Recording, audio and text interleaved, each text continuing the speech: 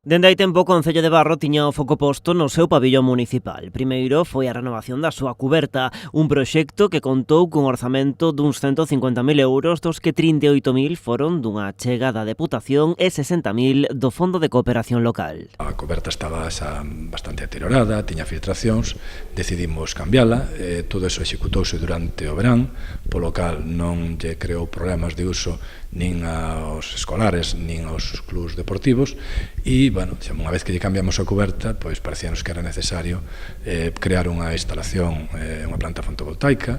Porque a renovación da cuberta foi só o primeiro paso do conxunto de melloras previstas para estas instalacións. Nos vindeiros días vanse instalar nestas cubertas 135 paneis solares, un sistema fotovoltaico que suporá un importante aforro enerxético para as arcas municipais. Esa planta vai a supor 135 paneis de 60 kilovatios de xeración de enerxía eléctrica, e iso vai a servir para compensar a enerxía eléctrica que se consume nos edificios municipales da contorna, e se en algún momento pois a enerxía que se xenere sobra, pois tamén servirá para ir á rede e para que Naturgy, neste caso, que é a empresa que temos suministradora, pois aminore as facturas do Concello pois de alumbrado público ou do que sexa, non?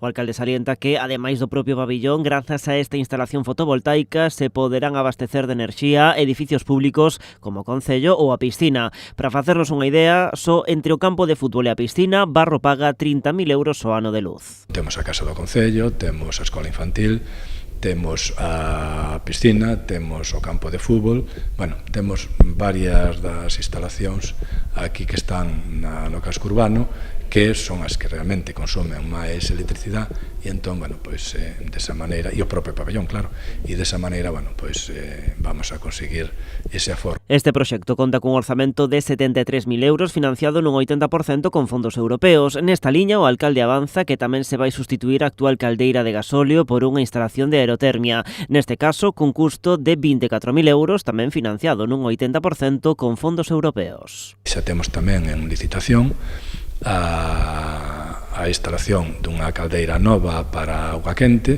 para eliminar a caldeira de gasóleo e instalarase unha bomba de calor para que tamén deixemos de contaminar con ese gasóleo que se está consumindo agora. Ademais, próximamente tamén se vai renovar a pintura exterior do pabillón.